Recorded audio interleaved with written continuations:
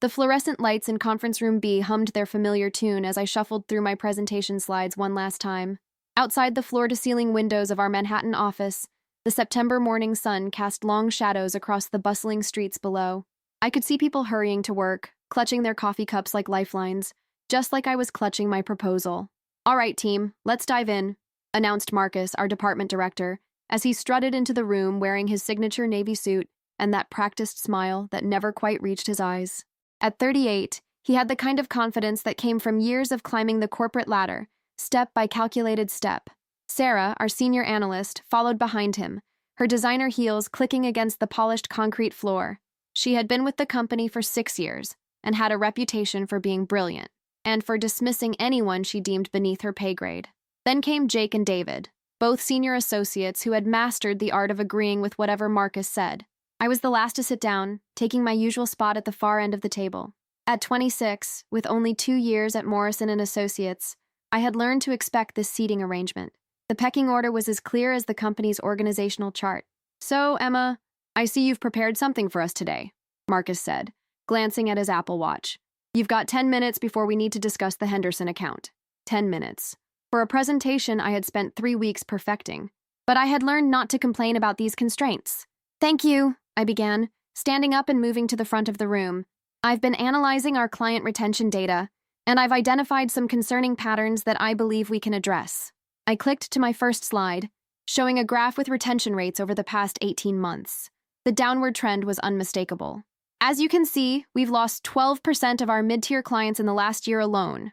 But here's what's interesting." I clicked to the next slide. Exit interviews show that 73% cited lack of proactive communication as their primary concern. Sarah was scrolling through her phone. Jake was doodling on his notepad. David was staring out the window at the traffic on Broadway. "My proposal involves implementing a structured client touchpoint system," I continued, my voice gaining strength despite the obvious disinterest. "Monthly strategic calls, quarterly business reviews, and automated check-ins for milestone achievements, based on similar implementations at companies like—" "Emma," Marcus interrupted, holding up his hand. "This sounds like a lot of additional overhead for what might be a temporary dip in retention. Our clients are sophisticated, they don't need us holding their hands." "But the data shows—" "Data can be interpreted many ways," Sarah chimed in, finally looking up from her phone. "Besides, our client success team already handles relationship management. We don't want to step on their toes." I felt that familiar knot forming in my stomach. "Actually, I spoke with Jennifer from Client Success, and she's overwhelmed with reactive issues. This would be proactive support that—" "Look, Emma," Marcus said, his tone taking on that patronizing quality I had grown to hate. "I appreciate your enthusiasm, but we need to focus on acquiring new clients, not micromanaging existing ones. That's where the real growth is." The room fell silent except for the persistent hum of the air conditioning.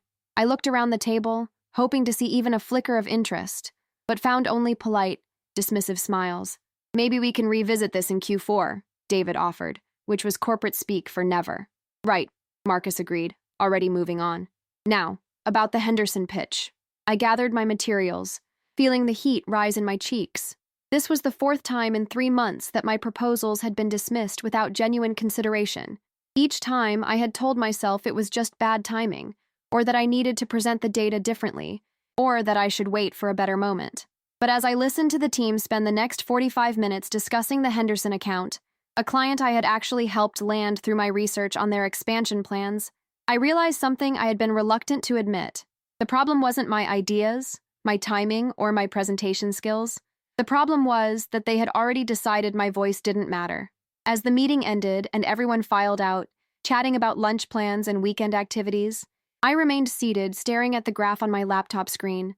The declining retention numbers stared back at me, a silent testament to a problem that was only going to get worse. Outside, the morning rush was giving way to the steadier rhythm of midday Manhattan. Somewhere in this forest of glass and steel, decisions were being made by people who understood that great ideas could come from anywhere, even from someone who didn't have the right title, the right tenure, or the right last name. I closed my laptop with a soft click. For the first time in months, I wasn't thinking about what I should have said differently in the meeting. I was thinking about who else might be willing to listen. Chapter 2. The Breaking Point. 3 weeks later, I was proven right in the worst possible way. I was at my desk, a small corner space with a view of the building's ventilation system, when Marcus's voice boomed across the open office floor. Team meeting, conference room A, now. The urgency in his voice was unmistakable. Conference room A was reserved for serious discussions, the kind that usually involved either very good news or very bad news. Based on Marcus's expression, this wasn't going to be about promotions. As we gathered around the mahogany table, the atmosphere was thick with tension. Marcus stood at the head of the room, his usually perfect hair slightly disheveled, his confident demeanor replaced by something approaching panic. "We just lost Meridian Industries," he announced without preamble. "They're terminating their contract effective immediately." The room went silent. Meridian was our second largest client, representing nearly 20% of our department's revenue. "What happened?" Sarah asked, her phone finally forgotten on the table. Marcus ran his hand through his hair. According to their COO, they felt neglected. They said we only reached out when we needed something from them, and they never felt like we understood their evolving needs. The irony hit me like a physical blow.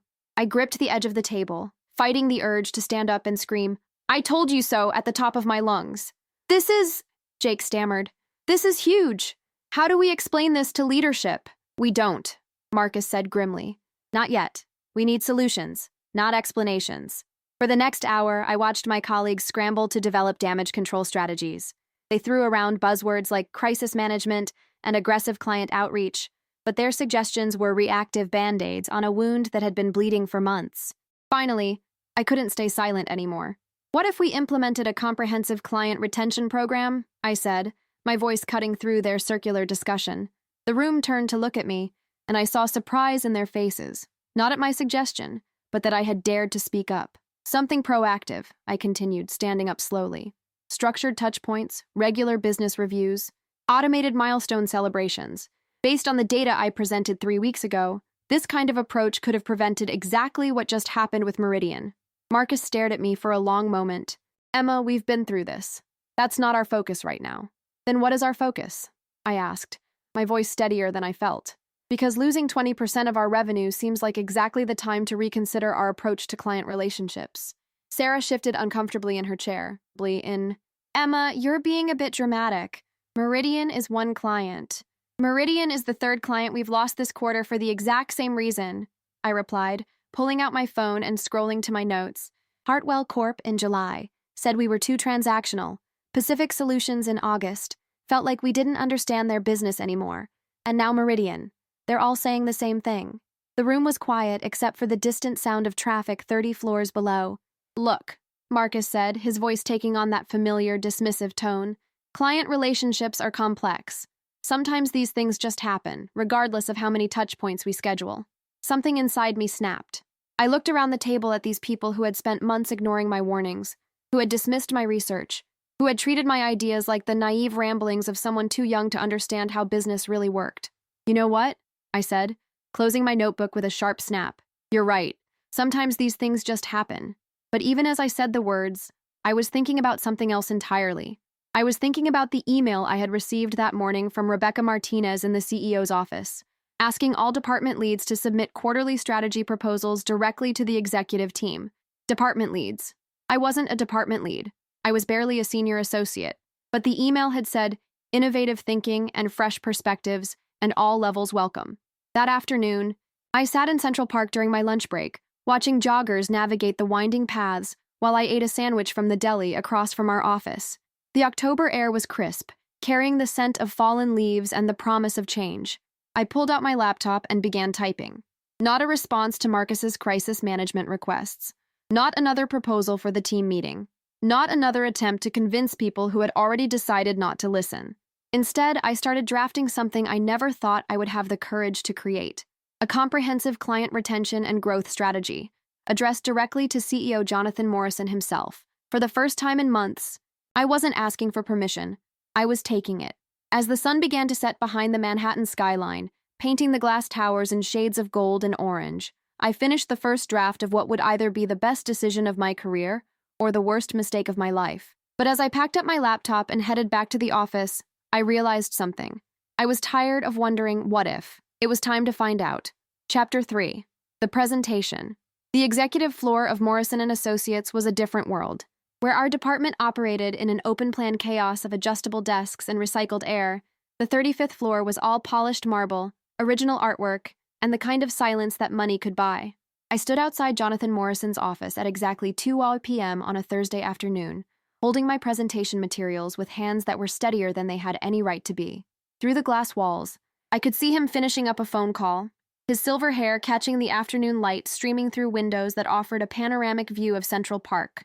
Rebecca Martinez, his executive assistant, had been surprisingly receptive when I had called 3 days earlier. Mr. Morrison specifically asked for fresh perspectives on client retention, she had said. Your proposal sounds exactly like what he's looking for. What she didn't say, what I had carefully omitted from my request, was that I had gone completely around my department's hierarchy. Marcus would probably fire me if he found out, but that was a problem for tomorrow. Ms. Chen, Jonathan Morrison's voice was warm as he opened his office door.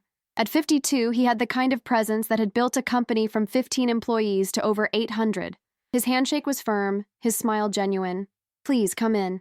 His office was exactly what I had expected, sophisticated but not ostentatious, with a view that probably cost more per square foot than my annual salary.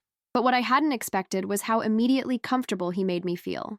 Rebecca tells me you have some innovative ideas about client retention, he said, gesturing toward a small conference area in the corner of his office. I have to admit, after the Meridian situation, I'm very interested in hearing fresh perspectives. So he knew about Meridian. Of course he did. Thank you for your time, Mr. Morrison, I began, settling into the leather chair across from him. I know this is an unusual approach, reaching out directly, but I believe the situation requires unusual solutions. He leaned back in his chair, his expression curious rather than skeptical. I'm listening. I opened my laptop and began the presentation I had rehearsed dozens of times in my apartment mirror. But this time, something was different. This time, I wasn't fighting for 10 minutes between other agenda items. This time, I had someone's complete attention. Our client retention data shows a clear pattern, I began, my voice growing stronger with each slide. We're losing clients not because our work quality has declined, but because our relationships have become transactional. I walked him through the numbers: 12% retention loss, exit interview feedback, revenue impact projections. But unlike my previous presentations, I didn't stop at identifying the problem. Here's what I propose, I continued, clicking to my solution framework. A 3-tier client engagement system, strategic partnerships for our top-tier clients, growth partnerships for mid-tier, and development partnerships for emerging clients. Each tier gets customized touchpoints designed to be genuinely valuable, not just check-ins. Morrison leaned forward, studying the slide. Tell me more about these valuable touchpoints. For the next 20 minutes, I walked him through every detail. Industry trend reports customized for each client's sector. Quarterly business challenge sessions where we help them solve problems beyond our contract scope. Annual strategic planning facilitation. Automated milestone celebrations that felt personal rather than robotic. The implementation would require initial investment, I admitted, but ROI projections show break-even within 6 months, with 23% revenue growth within 18 months. Morrison was quiet for a long moment, studying the financial projections. The silence stretched long enough that I began to wonder if I had overstepped, if my confidence had been misplaced. Finally, he looked up at me, his expression unreadable. Emma, he said slowly, how long have you been working on this? The comprehensive proposal? About 3 weeks. But I've been tracking these patterns and developing solutions for about 8 months. 8 months. He nodded thoughtfully.